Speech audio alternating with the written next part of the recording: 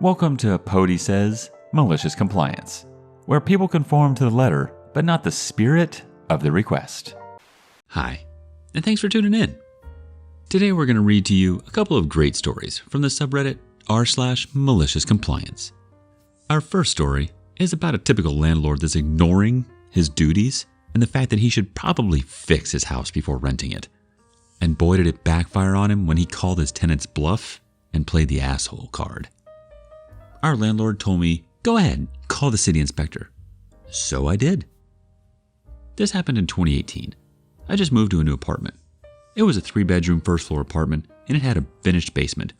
It had 2 bedrooms, a living room, and a kitchen on the first floor.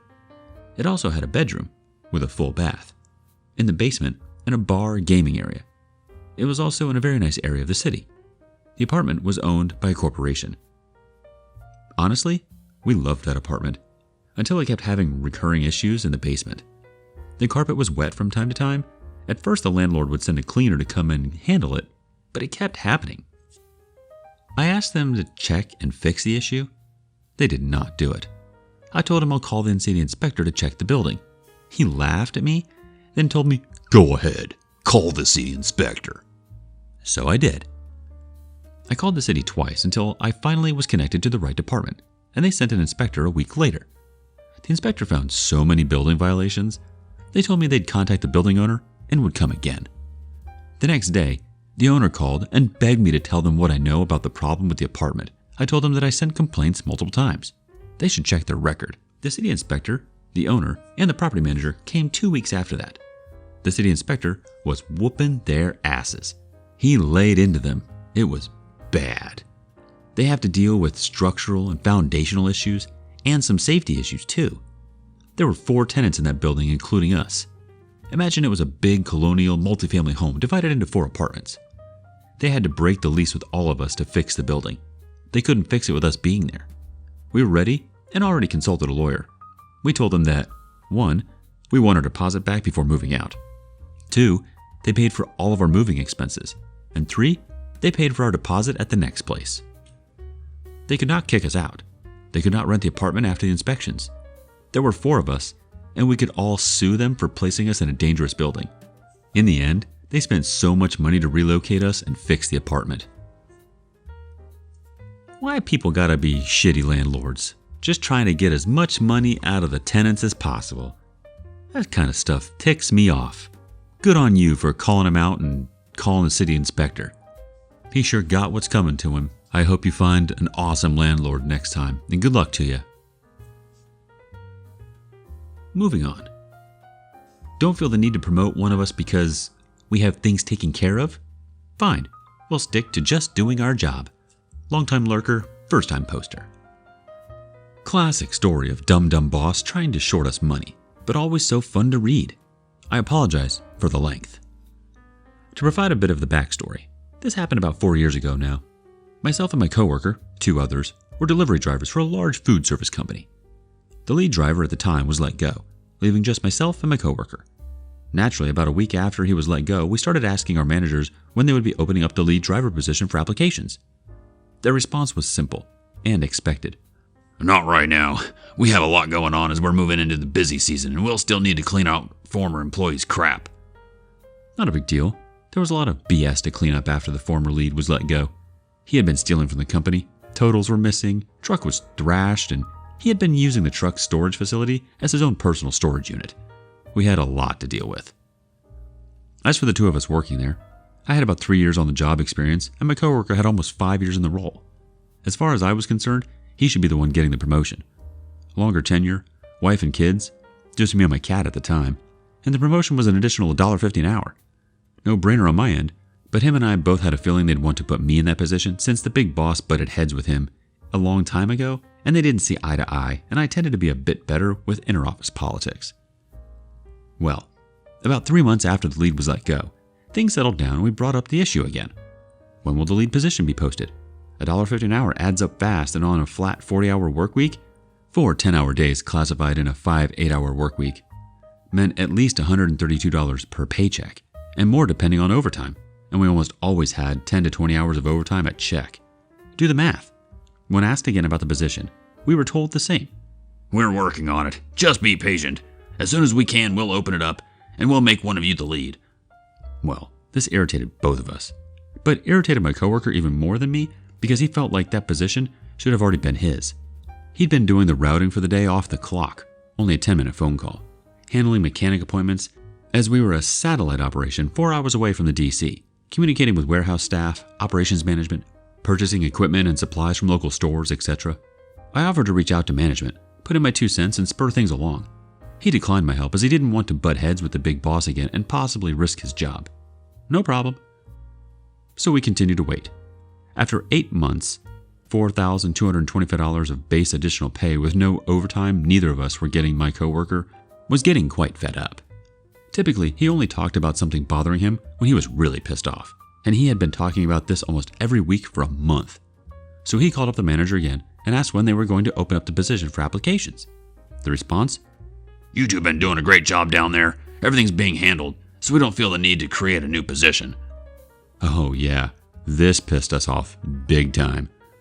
This was not creating a position. That lead position had been there for years before he was let go. I once again offered my assistance and opinions on how to speed things along and was declined again. That was until he called me 2 days later, after stewing on it, and told me to do what I want. So I did. The next morning before unloading the trucks, we sat in the office, drank some coffee, and I told him what we were going to do. We were going to do nothing. We were going to field every single phone call, questions, concern, issue, and pass it off to the big boss. He doesn't think we need a lead, so we'll just be drivers. So without providing any notice to the manager or to the sales reps, here's a few examples, but y'all get the point. Routing? Call the big boss. Issue with delivery. Tell the customer to call the sales rep so they can call big boss and he can call us to have us go back and fix it. Something we normally would just do. Head mechanic calls us to say we need to schedule a DOT or service? Nope. Call the big boss. Tell him he needs to call the local mechanic or schedule it yourself. Customer calls us requesting early delivery on route? Nope. Tell customer to call sales rep, who will need to call big boss, who will need to call us to okay it. But we may not see that call or message for a couple of hours. Can't talk on the phone and drive. We passed every single phone call and issue off to him. For us, it wasn't a big deal since we could just handle things then and there. A simple, go back and pick something up, would take 2 minutes. Customer texts us directly, we do it. But we're just drivers. So we ignored the customer, responded back that we couldn't do that anymore and that they would need to call their sales rep. This made it a 15-minute task at minimum, but was usually around an hour or 2 before we could get back to the customer. The fallout? We didn't even make it through the first morning before shit hit the fan. As soon as the first issue popped up, our sales rep called me asking why the customer said I couldn't do something. I told her the story and she was pissed. Not at us, at the big boss. I apologized, reassured her it's not personal, but if they won't pay my coworker to do the job, then we will just do what we were paid to do. My sales rep said she will get this taken care of, but she refuses to work with big boss. She'll quit before that happens. Serious threat from someone with 25 years on the job. A couple hours later, my coworker and I get a call from the big boss. He apologized, told us he was wrong and that he would open up the position for us to apply and asked that we go back to what we were doing. We told him no. Until that position is posted, applicant selected, and one of our pay stubs shows the increase in the pay, he can continue to handle the phone calls, but thanked him for the apology.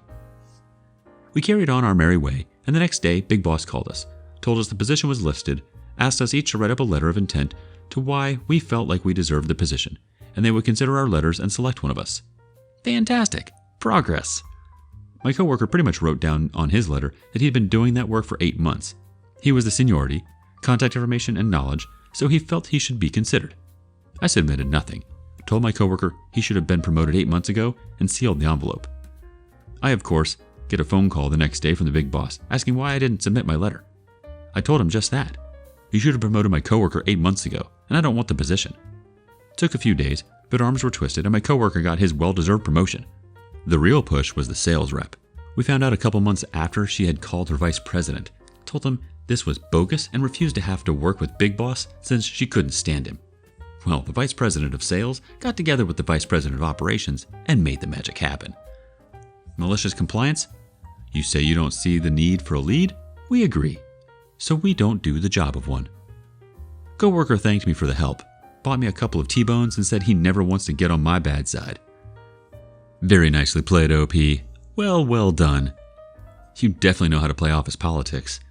It's sad that you had to do that over a $1.50 an hour promotion kind of a job. I mean, really? Is it really going to cut into profits or something? Are they really trying to eke out that much money to make themselves look better? Definitely not worth it. Let that be a lesson to all you middle managers. Make your employees happy and give them what they deserve, and they will follow you to the ends of the earth. If you don't, well, then all it takes is just one smart cookie under your command, and they will turn your world upside down. Also, mad props to you, OP, for sticking up for your coworker who definitely could use the money more than you, even though you probably could have gotten it if you had asked. Let's see what the community thinks in their comments. AlwaysCat25 says, "Man, you're a great coworker. Well done for being a solid human." Spectral Being says, "What you did for your coworker was amazing. You're a top bloke. I want to know why there are so many shitty people in positions of power, though." Thanks for watching. If you like this video, make sure to subscribe for more and give us a thumbs up.